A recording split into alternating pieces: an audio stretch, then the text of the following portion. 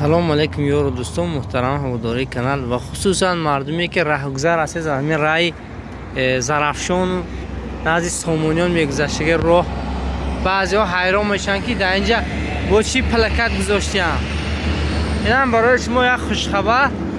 با همین روزای نزدیکی تا رمضان خدا خواهد همینجا یک تا نانوای خودمون میشه در همین تریتوری سامونیان و دوستان با کسانی که اگر نخواهند که اویلهاشون در همین رمضان عذاب کشیده در سر تنورو در این یا که گرما یا که سرما میتونن اومده در همینجا نون فرمایش کنن برای افطاری هاشون و نمیدونم و برای دیگر کارهای خیراشون میتونن و همینجا خدا خواهد ابرشت کنن.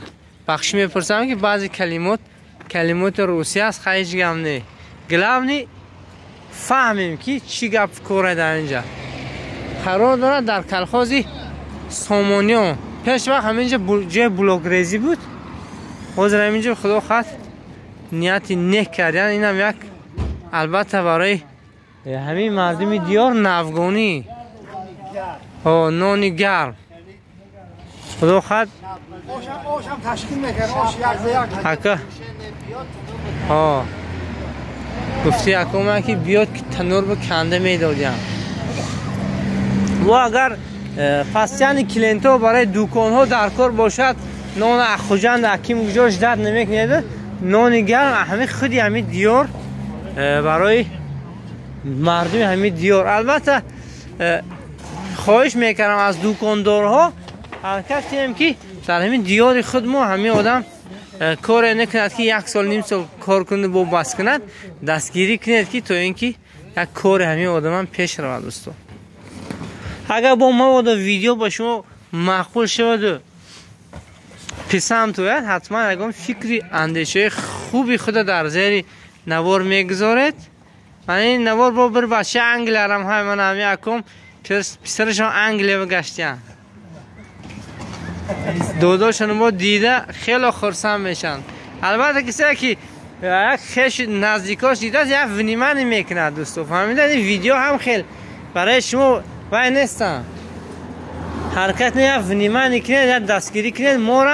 مورم خدا خواهد برای همین خیلی خوش خبرها برای دیار من تنور خدا خواهد این روز علاو کردن. خدا خواهد میبینه که بعد یک روز نیم روز الکی یعنی استوکلان نمیدونم کدوم دیار باشن. البته دیاری ما نیستن خیلی اگوجایی که نباشن خوش آمدیم به همین دیاری مهمون دوستی ما مسجا خودی کم پنجکن یعنی پنجکن تو مسجا قریب که هرچند دودر اکو هرچند از دریای زرافشان او خورده میگردن. خیلی انشالله خیلی حاضر بسیار شف نمیگم خدا خواهد کار آغاز کنن با میبینه یک نویگری ها را حتما دستگیری فراموش نکنید. من دوستا دیار ما را خیلی سر ماشین شده است هر خیلی ماشین رنگاره هم خیلی رفته اومده میره. خدا چیست که مردم مشکلاتش دایم حل شده گرده دوستو. خیلی این بود یک نوگانی برای شما از رفتی آغازی کارهای من همین دوستای عزیزی ما که رستم بیگ اگر نشناسید پسری حاجی فضلی بیگ نرزیفو خدا خواهد کار سر کرسانیم. خیلی دعاگو باشه در حقشون که کارشون پیشرفت کنند.